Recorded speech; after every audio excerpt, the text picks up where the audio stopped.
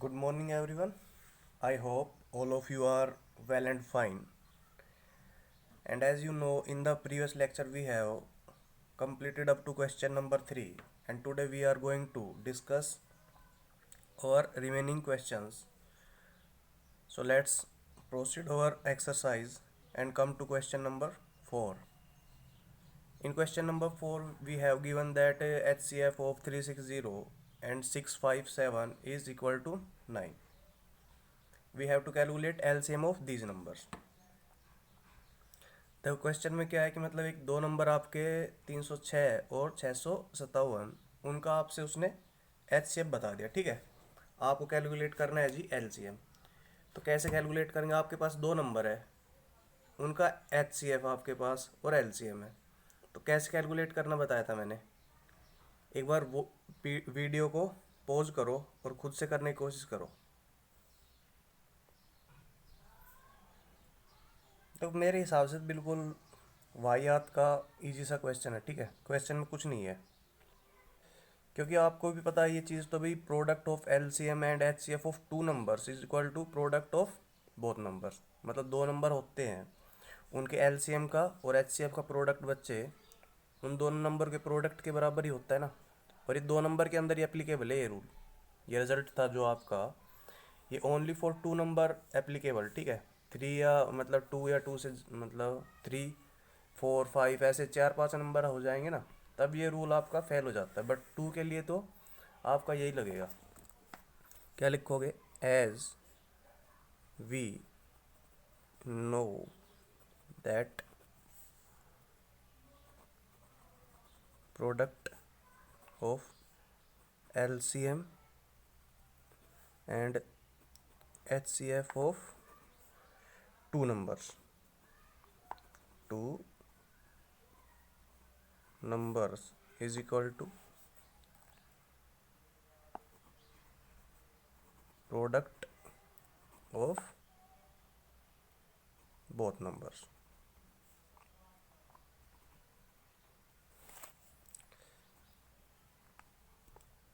दोनों नंबर्स का आपका प्रोडक्ट उनके एलसीएम और एचसीएफ के प्रोडक्ट के बराबर होता है। सो आपको गिवन है जी क्या, आप ऐसे लिख दो इसको एक बार मैथमेटिकल लैंग्वेज में।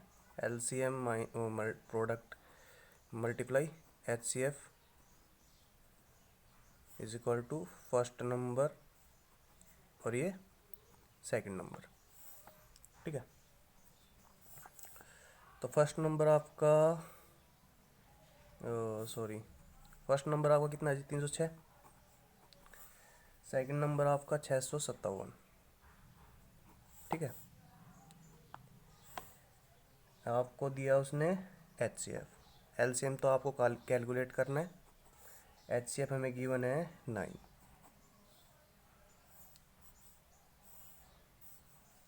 इधर लिख देना, क्योंकि H C F of 360 and 657 is equal to 9, ये चीज़ क्या है? गिवन है। ये चीज़ आप मेंशन कर दो, ठीक है, साइड में, तो क्लियर हो जाएगा उसको कि हाँ एच सी एफ 9 कहाँ से आया, उसको गिवन था। तो एल सी एम आ गया जी कितना? 306 मल्टीप्लाई 657 अपॉन 9। ठीक है, अब इसको सॉर्ट आउट कर लो, आपके पास आपका आंसर आ जाएगा। अभी सॉर्ट आउट आपने खुद से करना है, इसको स्नैप कर लो। ठीक है, फिर आगे चलते हैं। कर लिया जी। Now let's proceed to question number 5। In question number 5, check whether 6 raised to power n can end with digit 0 for any natural number n। मतलब कोई नेचुरल नंबर n है, वो 6 की पावर के अंदर गया, तो 6 की पावर n कभी 0 पर एंड कर सकता है। मतलब 6 रेज टू पावर n की जो यूनिट डिजिट है वो कभी 0 हो सकती है किसी नेचुरल नंबर n के लिए। ये चीज़ आपने उसको एक्सप्लेन करनी है। तो देखो ये क्वेश्चन में एग्जाम्पल था आपका, वो उसमें एक्सप्लेन कर चुका हूँ, फिर भी देख लेते दोबारा। ठीक है, तो चलो।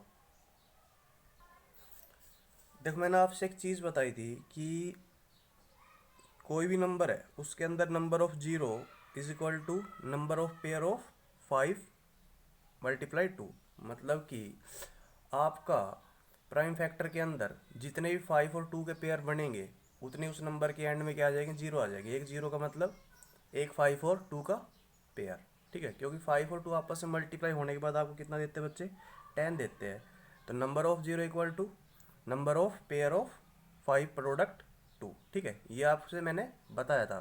तो इसी लॉजिक को यूज़ करके हम इस चीज़ को सॉर्ट आउट करेंगे, ठीक है। तो देखो कैसे करना है फिर। Question number 5 solution. यहाँ पर लिखोगे आप as we know that number of zeros in the end of a given number is equal to n नो दिखा रहा हूँ मैं, आपने कंप्लीट लिखना उधर नंबर, ठीक है। नंबर ऑफ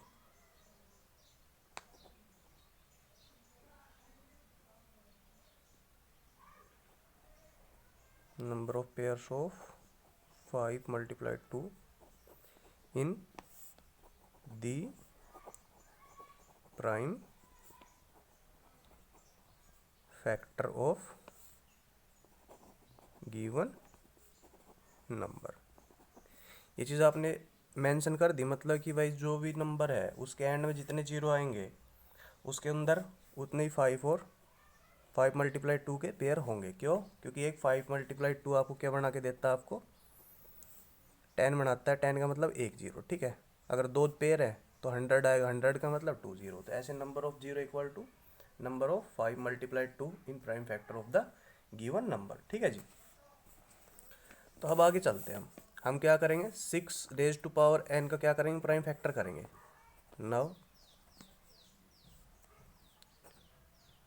तो 6 रेज टू पावर n को ऐसे लिख दूँ, लिखा। और 6 को मैं प्राइम फैक्टर की फॉर्म में कैसे लिख सकता हूँ जी, 2 multiply 3।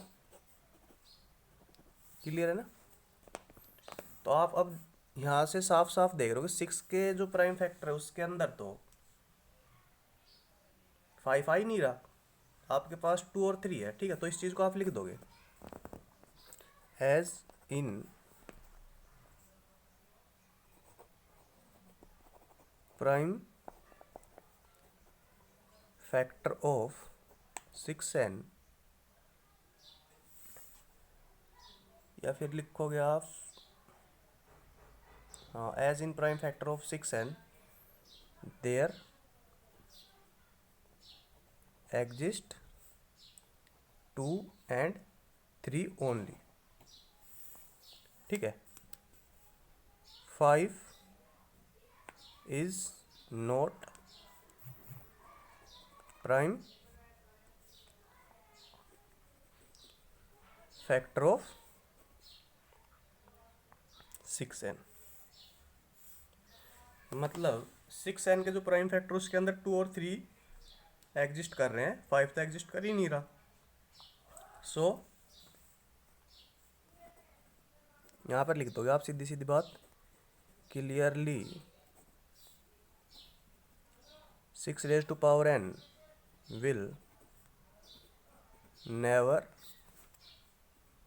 end with 0 as unit digit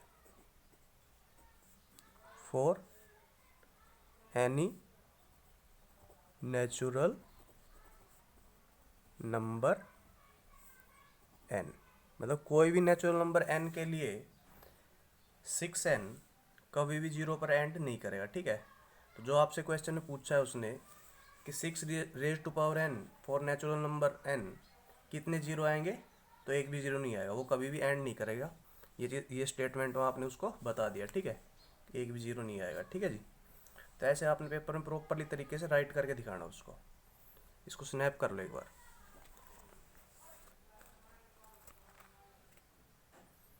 ऐसे लिख देना आप एग्ज़ाम में, एक एक चीज़ मेंशन कर दी गई है इधर, ठीक है जी, अच्छे से समझ लो इसको। कर लिया, चलो आगे को। Now let's come on question number 6, start reading it. In this question we have given, we have to explain why 7 multiplies 11 multiply 13 plus 13 and 7 multiplies 6 multiplies 5 multiply 4 multiply 3 multiply 2 multiply 1 plus 1 are composite numbers। मतलब ये numbers हमें given है age factor C form में, ये कुछ number given है, 2 number, ठीक है। हमको बताना ये नंबर क्या है बच्चे, कंपोजिट नंबर है। तो कंपोजिट नंबर है ना, तो क्यों है ये कंपोजिट नंबर, ये चीज़ हमको एक्सप्लेन करनी है। तो क्वेश्चन को करने से पहले ये बताओ मेरे को, मतलब कंपोजिट नंबर होता क्या है। देखो कंपोजिट नंबर क्या होता है, जो किसी नंबर से डिवाइड हो जाए, 1 और अपने आप को छोड़ के किसी नंबर से डिवाइड हो जाए, तो किसी और नंबर से वो डिवाइड होगा तो कोई और नंबर उसका फैक्टर होगा, फैक्टर होगा ना। अब वो जिस नंबर का फैक्टर है, जैसे एग्जांपल से समझो आप, देखो बहुत ही कॉन्सेप्चुअल बात मैं आपको बताने जा रहा हूँ, आप थोड़ा ध्यान से सुनना, ठीक है। जैसे मैंने बोला कि ए इज फैक्टर ऑफ बी, मतलब बी को ए डिवाइड कर देगा बिल्कुल ही कंप्लीटली तरीके से, ठीक है। अब इस चीज़ को बच्चे मैं रिवर्स ऑर्डर में पढ़ूँ तो ए तो बी का फैक्टर हो गया, बट बी है वो ए का क्या हो गया फिर, मल्टीपल। मल्टीपल हुआ कि नहीं हुआ, हैं, बिल्कुल मल्टीपल हुआ। जैसे ए बी का हस्बैंड है, तो बी भी तो ए का कुछ होगा ना, तो बी ए का क्या हो गया, वाइफ हो गया। तो वही चीज़ है, ए बी का फैक्टर है तो बी ए का मल्टीपल हो गया, ठीक है ना। बात मेरी समझने की कोशिश करो, उसने कहा ए बी का फैक्टर है तो बी ए का मल्टीपल हो गया। अब बी ए का मल्टीपल, इस बात का क्या मतलब है कि बी ए से कंप्लीटली डिवाइड हो जाएगा। B is divisible by A completely, ये बात क्लियर है जी। अब कंपोजिट नंबर होता है वो किसी नंबर से डिवाइड होता है, ठीक है।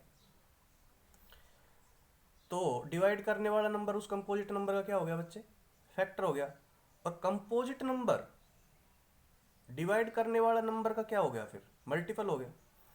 तो एक्चुअल में मैं ये कह सकता हूँ कि कोई भी कंपोजिट नंबर किसी अदर नंबर का एक मल्टीपल ही होता है। Composite number is a multiple of some other number. अब वो कौन सा नंबर, एक या अपने आप को छोड़कर किसी दूसरे नंबर का मल्टीपल होता है कंपोजिट नंबर, ठीक है। अभी इसी चीज़ को, इसी लॉजिक को मैं यूज़ करूँगा क्वेश्चन नंबर 6 के अंदर। देखो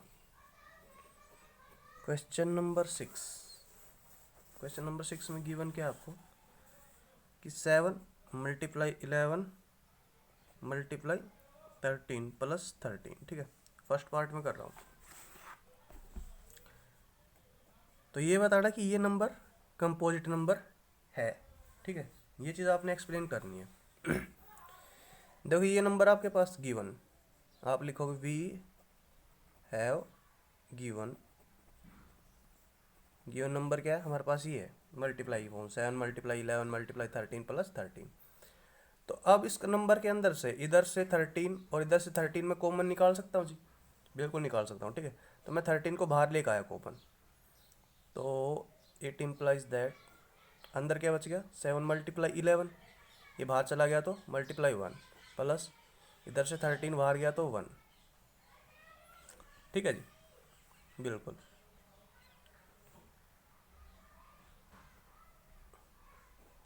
अब ये 77 plus 1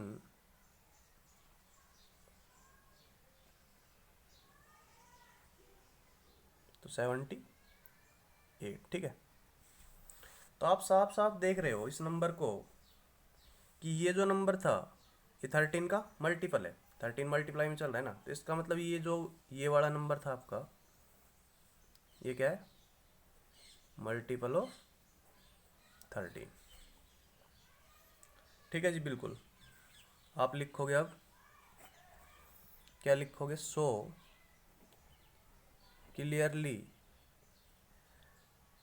7 multiply 11 multiply 13 plus 13 is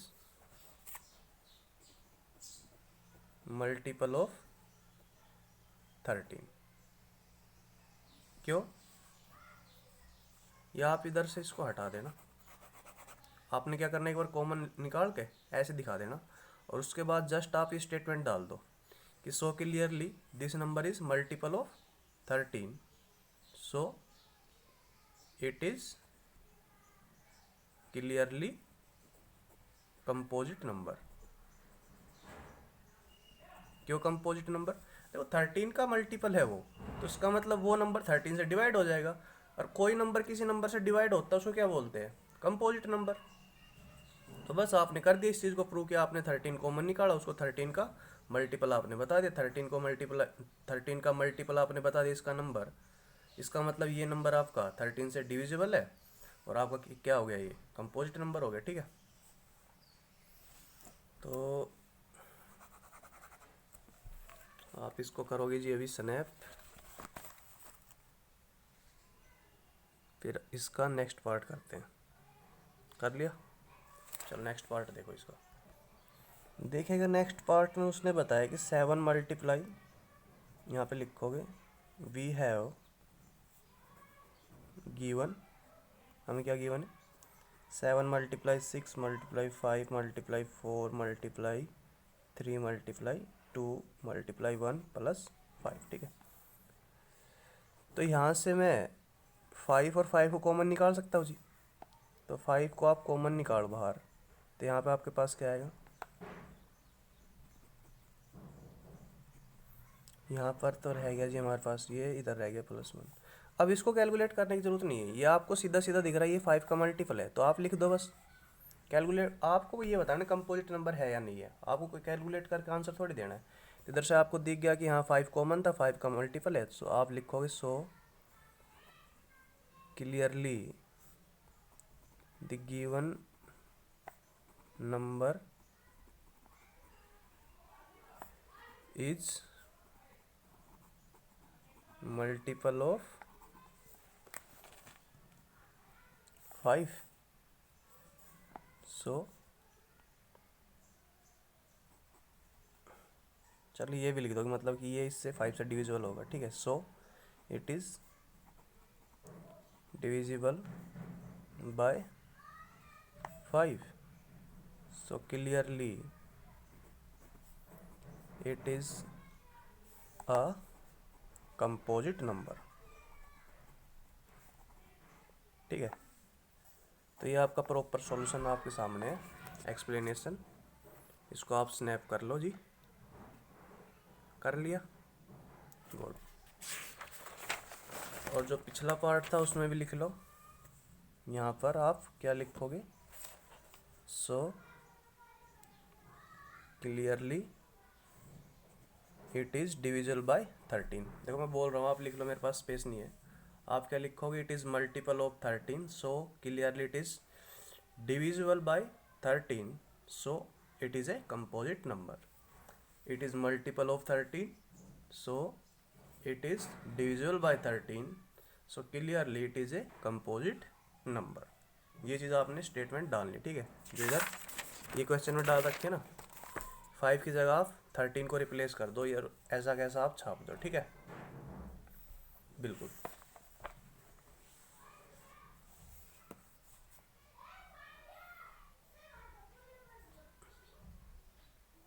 तो अभी आप करोगे क्वेश्चन नंबर 7। देखो क्वेश्चन नंबर 7 अपने आप में एक स्पेशल क्वेश्चन है, ठीक है, लैंग्वेज बेस्ड क्वेश्चन है, तो इसको बिल्कुल प्यार से और आराम से करेंगे, ठीक है। बिल्कुल एक एक चीज़ को आपको समझाते हुए चलूँगा मैं। तो क्वेश्चन नंबर 7 को आई थिंक हमें नेक्स्ट वीडियो में वो करना चाहिए, ठीक है। क्योंकि नेक्स्ट वीडियो में आपको ये बताऊंगा कि रेशनल नंबर क्या होता है, इरेशनल नंबर क्या होता है, और क्वेश्चन नंबर 7 को, ठीक है, कल बना देंगे इसका अलग स्पेशल वीडियो। तो तब तक के लिए ये क्वेश्चन कीजिए आप, और कोई डाउट आता आपको तो कमेंट बॉक्स में बता दिया करो, ठीक है मेरे को। थैंक यू बच्चे, थैंक यू वेरी मच।